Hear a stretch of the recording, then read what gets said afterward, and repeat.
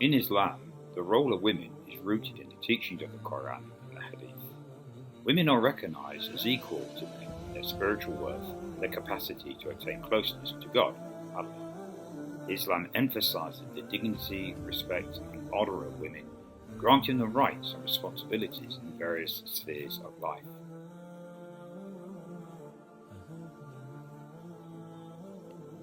Equality and spiritual status. The Quran clearly states that men and women are created from a single soul, emphasizing their spiritual equality. O mankind, fear your Lord, who created you from one soul, and created from it its mate, and dispersed from both of them many women and men. Both men and women are equally accountable for their actions and will be judged by God based on their deeds. Whoever does righteousness, whether male or female, while he is a believer, we will surely cause him to live a good life, and we will surely give them their reward in the hereafter, according to the best of what they used to do.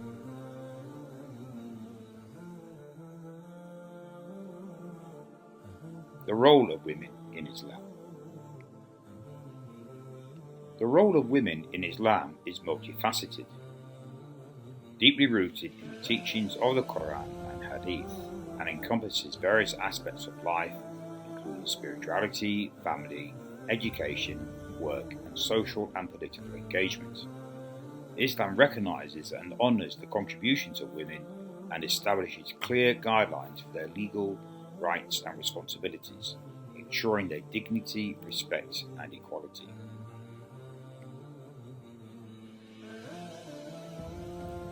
Spiritual and religious roles.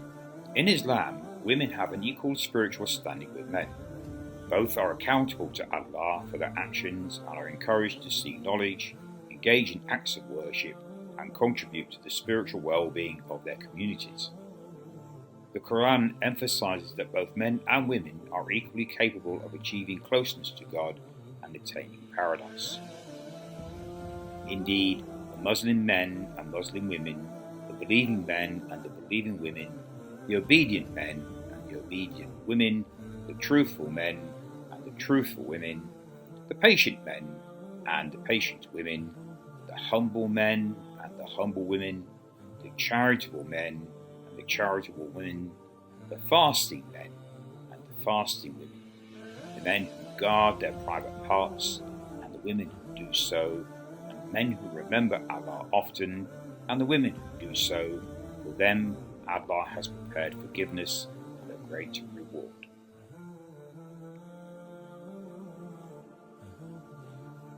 Spiritual and religious roles. Women are also encouraged to actively participate in religious activities. They can lead prayer among other women, teach religious knowledge, and engage in dawah, inviting others to Islam. Many women in Islamic history, such as Aisha bin Abu Bakr and Salama, were renowned for their knowledge and played key roles in transmitting the teachings of the Prophet Muhammad sallallahu alaihi wasallam, peace and blessings upon him.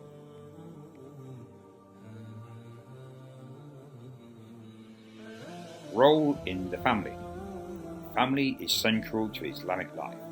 Women play a pivotal role within it. As mothers, they are highly revered and hold a significant position in the upbringing and nurturing of children. The Prophet Muhammad, peace and blessings upon him, emphasized the importance of respecting and honoring one's mother, stating, "Your mother, your mother, your mother, then your father." Women are also responsible for maintaining the household, but this does not imply that they are confined to domestic roles. Islam allows for flexibility in family dynamics, where responsibilities can be shared based on mutual agreement and individual strengths.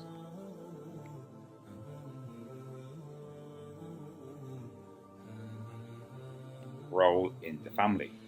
In marriage, women have the right to choose their spouse, and their consent is essential for the validity of the marriage contract.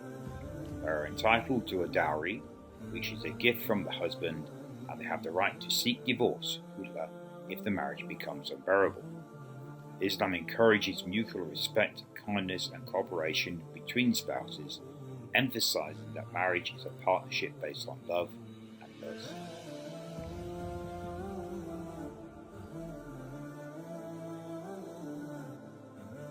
Educational roles. Islam places a strong emphasis on education for both men and women. The Prophet Muhammad, peace and blessings upon him, stressed the importance of seeking knowledge, saying, "Seeking knowledge is an obligation on every Muslim." Women are encouraged to pursue education and excel in various fields of knowledge. In early Islamic history, women like Fatima al-Fihri, who founded the University of Al-Qarawiyyin in Morocco, and Aisha bint Abu Bakr, who was one of the most knowledgeable companions of the Prophet Muhammad's peace and blessings upon him, serve as examples of the significant role women played in education.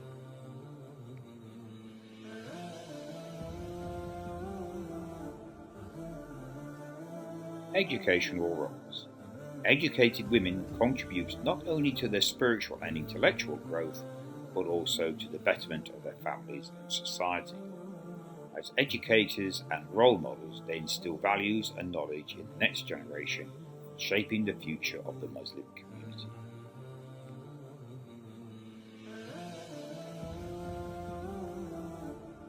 Economic roles. Women in Islam have the right to engage in economic activities, own property, and manage their finances.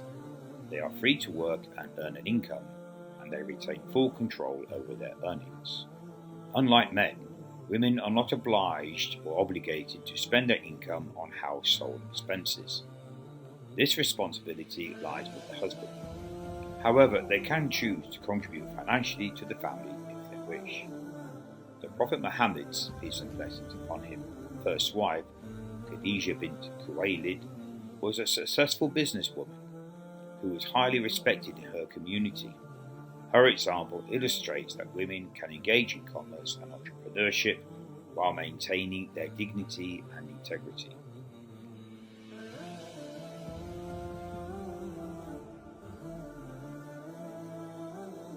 Social and political roles. Islam grants women the right to participate in social and political life. They engage in community affairs, hold leadership positions, and contribute to the decision-making processes within society. Women in early Islamic history, such as Salama, who was consulted on political matters, and Asama bint Yazid, who was a spokesperson for women in the community, demonstrate the active roles women can play in public life. The Quran and Hadith encourage both men and women to work together for the betterment of society, promote justice, and stand against oppression. Women's participation in these efforts is essential for creating a just and equitable society.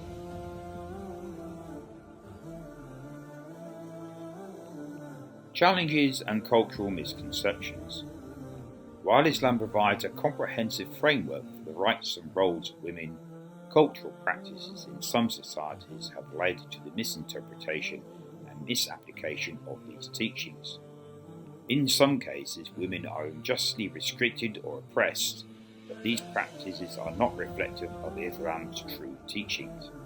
It is crucial to distinguish between cultural traditions and the actual teachings of Islam, which advocate for the protection, empowerment, and respect of women.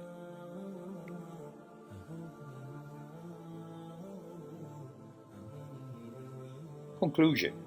The role of women in Islam is dynamic and encompasses various aspects of life.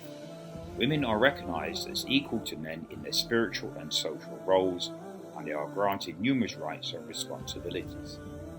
Islam encourages women to pursue education, engage in economic activities, participate in social and political life, and contribute to the well-being of their families and communities. By understanding and implementing the true teachings of Islam, the dignity, respect, and honour of women can be upheld, leading to a more just and harmonious society.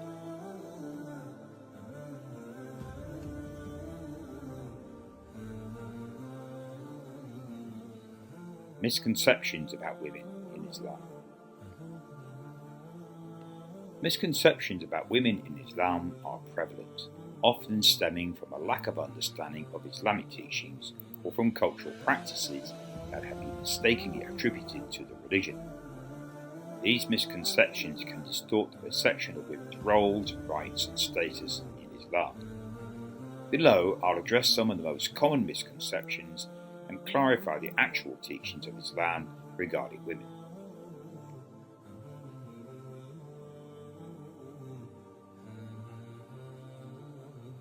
Misconception: Islam oppresses women. One of the most widespread misconceptions is that Islam inherently oppresses women and denies them their basic rights. This view is often fueled by cultural practices in certain Muslim-majority societies where women face significant challenges. Clarification: Islam, in fact, grants women extensive rights and protections that are revolutionary at the time of its revelation. Women in Islam have the right to own property, work, seek education, and participate in social and political life. The oppression of women that occurs in some cultures is not a result of Islamic teachings, but rather cultural norms that predate or have been superimposed on Islamic practices.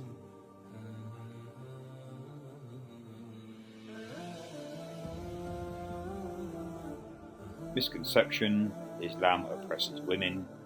The Quran and Hadith emphasize the dignity and respect of women. For example, the Quran states, "And for women is a share of what the parents and close relatives leave, be it little or much, an obligatory share."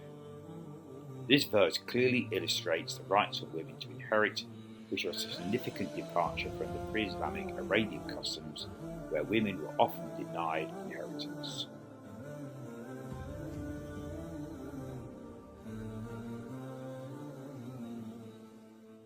Misconception: women are inferior to men in Islam.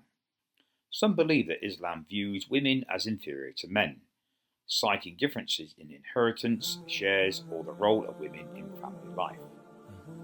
Clarification: Islam does not consider women to be inferior to men, rather it recognizes the distinct roles and responsibilities of men and women, who both be equally valued. The differences in inheritance are based on the financial responsibilities assigned to men in Islamic law. For instance, while men may inherit more, they are also obliged to financially support their families, including female relatives, who are not required to spend their own wealth on family maintenance.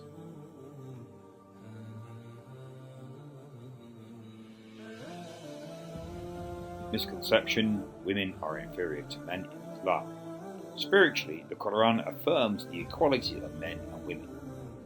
Indeed, the Muslim men and Muslim women, the believing men and believing women, for them Allah has prepared forgiveness and a great reward. This verse underscores that men and women are equally capable of achieving spiritual success and are judged on the basis of their deeds, not their gender.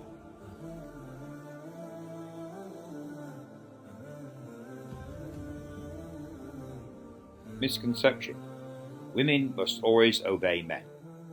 Another common misconception is that women are obligated to obey men in all aspects of life, including in matters of personal choice and autonomy. Clarification: Islam does not teach that women must obey men unconditionally. In a marital context, Islam encourages neutral consultation, shura, and respect between spouses. While it does emphasize the role of the husband as the protector and provider, it also obligates him to treat his wife with kindness, fairness, and respect.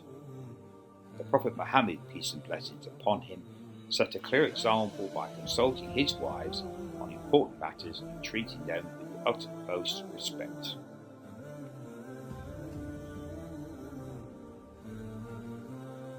Misconception: women must obey men.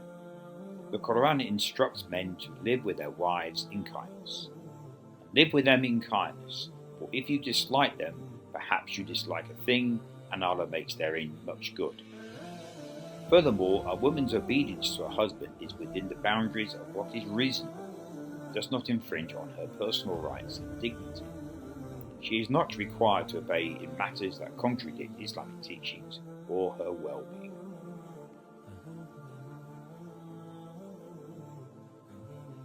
Misconception: women cannot work or pursue education. Some believe that Islam restricts women to domestic roles and does not allow them to work or pursue education.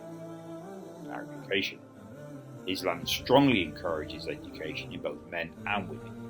The Prophet Muhammad, peace and blessings upon him, emphasized the importance of seeking knowledge, saying, "Seeking knowledge is an obligation upon every Muslim."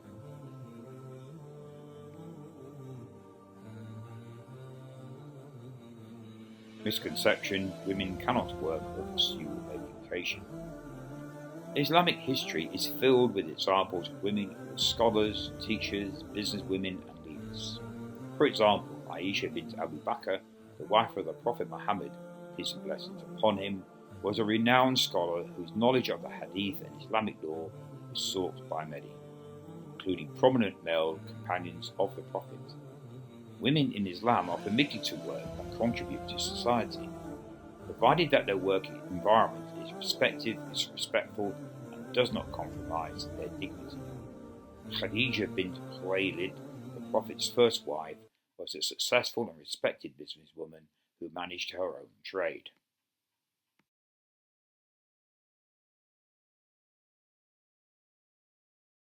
Misconception: women have no say in marriage and divorce. There is a misconception that women have no agency in marriage and divorce, that they are forced into marriages and cannot seek a divorce.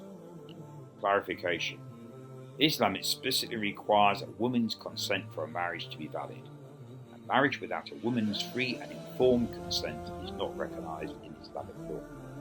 The Prophet Muhammad, peace and blessings upon him, said, "A previously married woman has more right concerning herself than her guardian. A virgin's consent must be sought, and her silence implies her consent."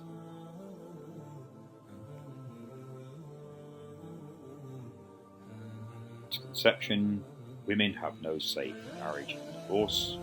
Regarding divorce, women have the right to seek a divorce if the marriage becomes unbearable.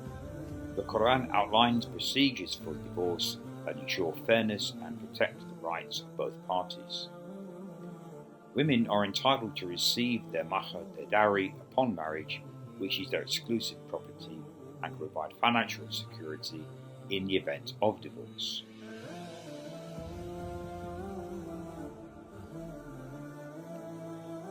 Misconception: the veil, hijab, is a form of oppression. The hijab or headscarf is often misunderstood as a symbol of female oppression in Islam. Clarification: the hijab is a form of modesty that Muslim women choose to observe as an expression of their faith and identity. It is not intended as a tool of oppression, but as a means of empowering women to be valued for their character and intellect rather than their physical appearance. The Quran prescribes modesty for both men and women. Tell the believing men to reduce some of their vision and regard their private parts. Tell the believing women to reduce some of their vision, regard their private parts, and not expose their adornments.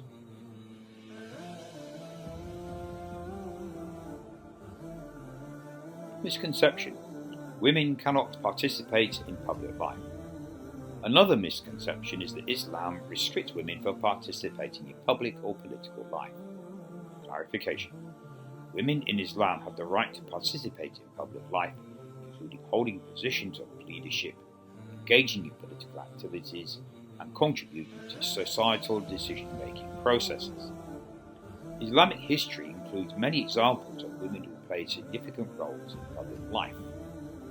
For example, Shifa bint Abdullah was appointed by the Caliph Umar to oversee the market in Medina, a significant position of public responsibility.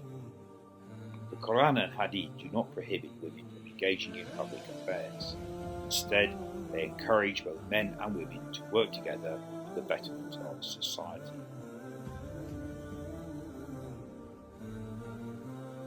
Conclusion: many misconceptions about women in Islam arise from misunderstandings of Islamic teachings or from cultural practices that have been mistakenly associated with Islam.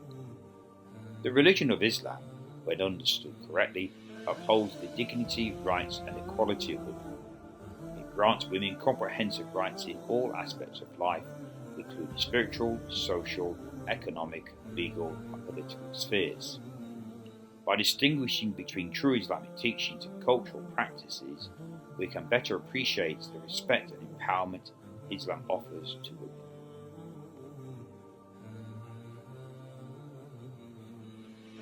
Rights and responsibilities. Economic rights. Women have the right to own property, conduct business and earn their own income. They are not obliged to spend their earnings on the household. This responsibility lies with men, although women may contribute voluntarily.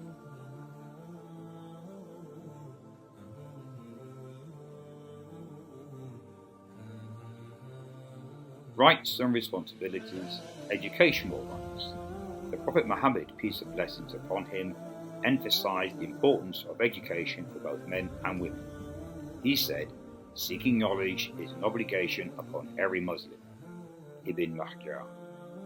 Women are encouraged to seek knowledge and to educate others.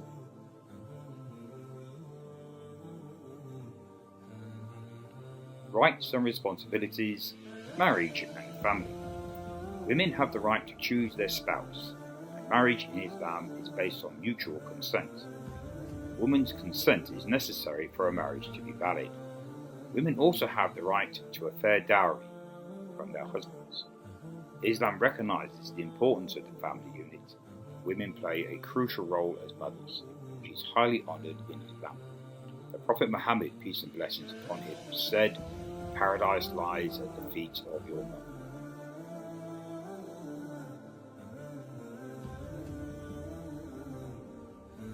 Rights and responsibilities. Political and social participation. Women in Islam have the right to participate in social and political life. Early Islamic history is replete with examples of women who were scholars, leaders, and warriors.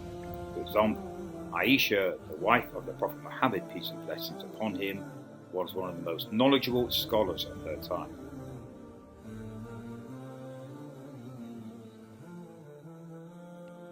Legal rights. Women have the right to seek justice and are entitled to legal protection. They have the right to seek divorce, khula, if their marriage becomes unbearable, and they are entitled to a fair division of property upon divorce.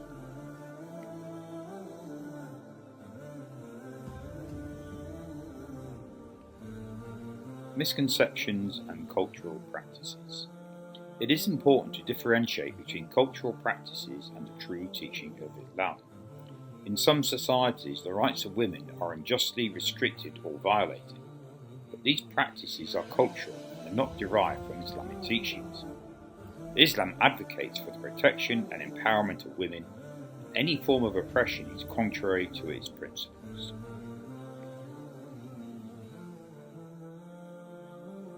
Conclusion. Islam views women as integral members of society, deserving of respect, dignity, and equality. They are granted numerous rights and encouraged to participate fully in all aspects of life, spiritual, social, economic, and political. The teachings of Islam seek to uplift women and honour their contributions to the family and society at large. Understanding and implementing these teachings can lead to a more just and equitable society for all.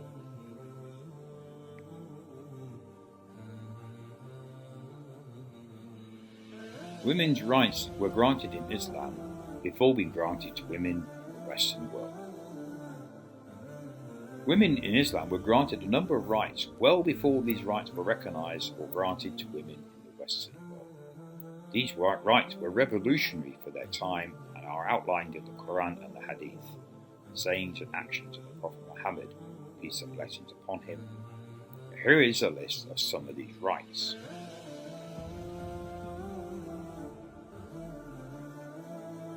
Right to inherit property.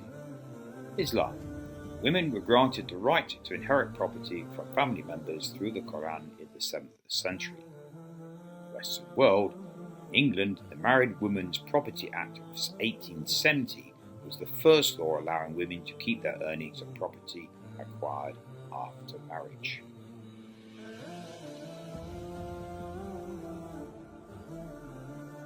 Right to own and manage property. Islam. Women were given the right to own, buy, sell and manage property independently without the need of a male guardian.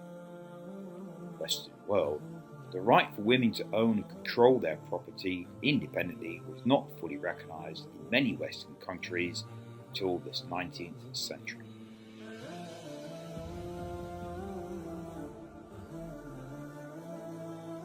Right to education. Islam. The pursuit of knowledge is encouraged for all Muslims, men and women alike, as early as the 7th century.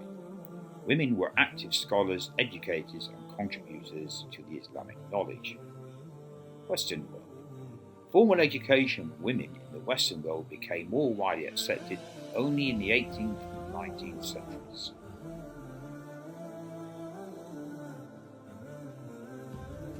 Right to work and earn money. Islam. Women were allowed to work, earn and keep their income. They had full financial independence over their earnings. Western world. In the Western world, women's right to work and have control over their earnings became widely recognized primarily in the 19th and 20th centuries.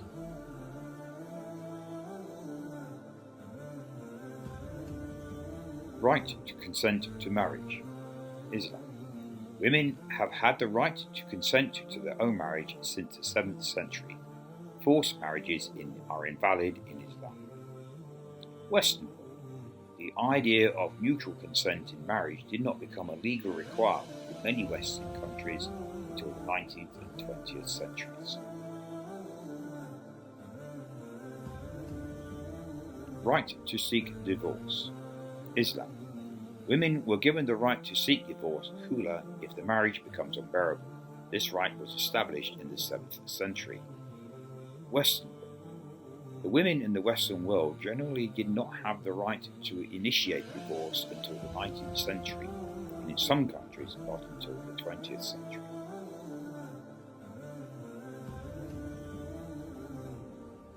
Right to receive a dowry, mahr. In Islam, upon marriage, women are entitled to a mahr, which is a mandatory gift from the husband that becomes her exclusive property. Western world. The concept of the dowry in the Western world was often about the bride's family providing a gift to the husband or his family, not the other way round. The mahr society, where the women receives a mandatory gift from the husband, has no direct equivalent in the Western tradition.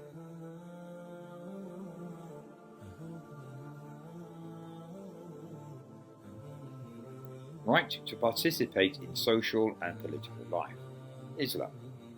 Women were active participants in social and political life during the time of the Prophet Muhammad, peace and blessings upon him, and afterward. Western world.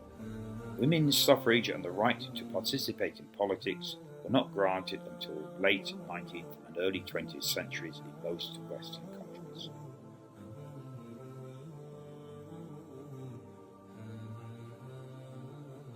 Right to retain maiden name. Islam. Islamic law does not require a woman to change her surname after marriage. She retains her identity. Western world. In the Western world, women were often expected to take their husband's surname. The right to return their maiden name without social stigma became more accepted only late in the 20th century.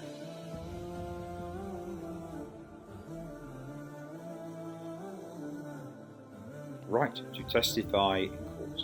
Islam. Women were granted the right to testify in legal matters, and their testimonies are considered in Islamic courts. Western world. In many Western countries, women's testimonies were not given equal weight or were restricted until the 19th century.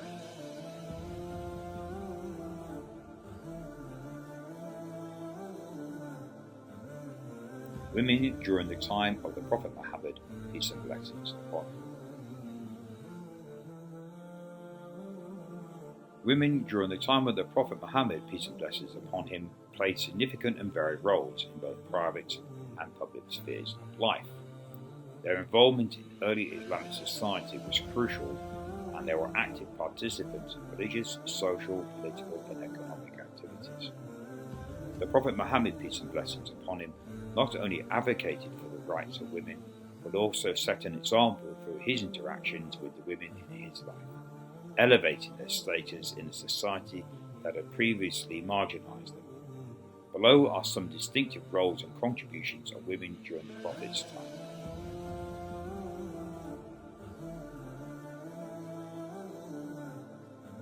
Khadija bint Khuwaylid, the supportive wife and successful businesswoman. Khadija was the first wife of the Prophet Muhammad, peace and blessings upon him, and the first person to accept Islam. She was a wealthy, successful businesswoman in her own right, running a prosperous trade business. Khadija employed Prophet Muhammad, peace and blessings upon him, before their marriage, and she was deeply impressed by his honesty and integrity. After marrying him, she became his strongest supporter, both emotionally and financially. Her support was crucial during the early years of Islam, when the Prophet faced intense opposition from the Quraysh tribe. Khadija's role was distinctive because she broke the norms of her time by being a financially independent woman and a key figure in the Prophet's life, providing counsel and encouragement as he embarked on his prophetic mission.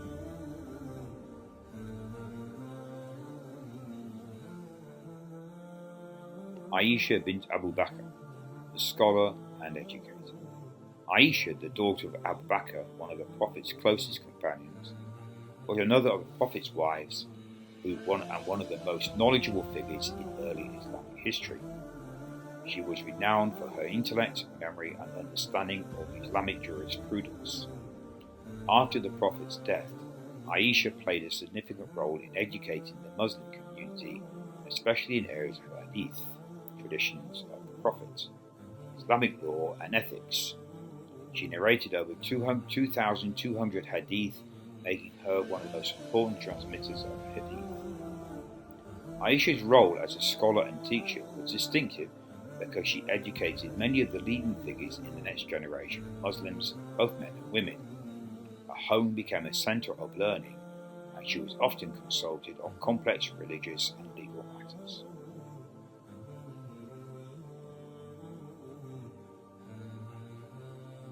Fatima bint Muhammad, the devoted daughter and community leader.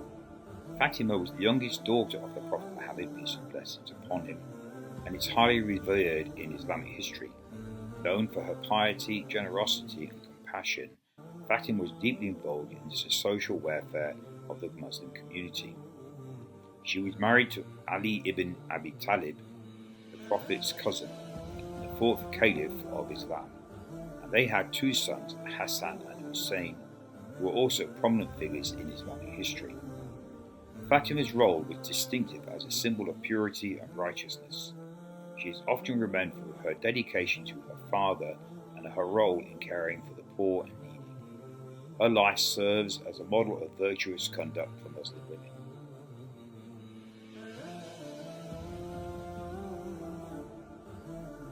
women. Salama, wise counselor and diplomat. Salama, another of the Prophet's wives, was known for her wisdom, patience, and diplomatic skills.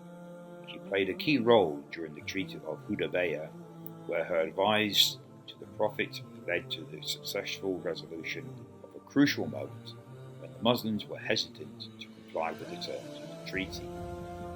Salama was also a narrator of hadith and a source of knowledge for the Muslim community after the Prophet's death. Her role as a counselor and diplomat was distinctive because it highlighted the importance of women's contributions to political and community affairs in Islam. Her wisdom was highly regarded by the Prophet and his companions.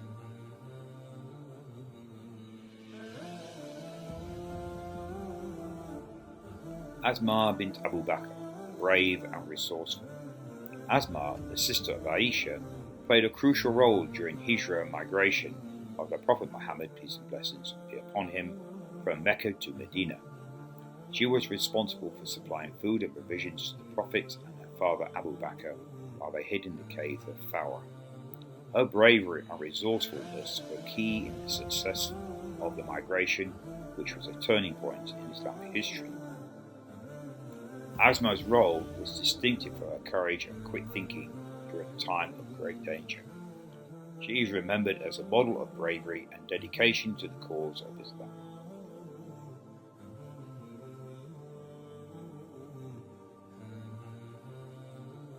Nusayr bint Ka'ba, Ammara, warrior and defender. Nusayr bint Ka'ba was one of the few women who physically defended the Prophet during the Battle of Uhud. She fought bravely, sustaining multiple injuries while protecting the Prophet from the Quraysh attackers. Nusayr participated in other battles as well, and her courage was praised by the Prophet Muhammad, peace and blessings. Her role as a warrior was distinctive because it challenged the traditional gender roles of her time. Nusayr's bravery demonstrated that women can also play active roles in defending their community.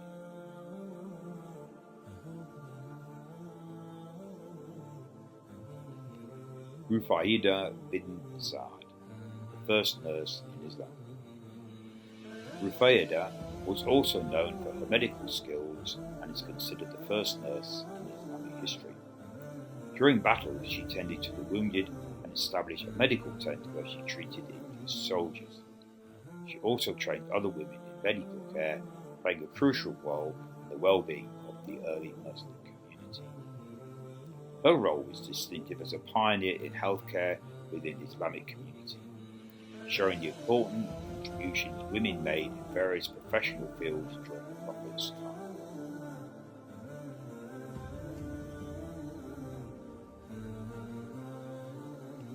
Sumayya bint Khiyata, the first martyr in Islam. Sumayya was the mother of Ammar ibn Yasir, one of the earliest converts to Islam. She and her family faced severe persecution for their faith. She was eventually killed by the Quraysh. Sumayya holds the distinction of being the first martyr in Islam, sacrificing her life for her belief in the oneness of Allah. Her role is distinctive because her martyrdom symbolizes the strength and resilience of the Muslim women in the face of oppression. Sumayya is honored as a symbol of unwavering faith and courage.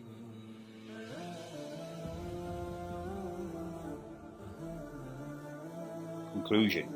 Women during the time of the Prophet Muhammad, peace and blessings upon him, were active participants in the spiritual, social, political, and economic life of the early Muslim community. The Prophet's teachings and actions ensured that women were respected, valued, and given opportunities to contribute to society. These women played distinctive roles that not only supported the growth and development of the Islamic community, but also set precedents for the roles of women in Islam for generations to come. Their legacy continues to inspire Muslim women today to actively participate in all aspects of life while upholding the values of Islam.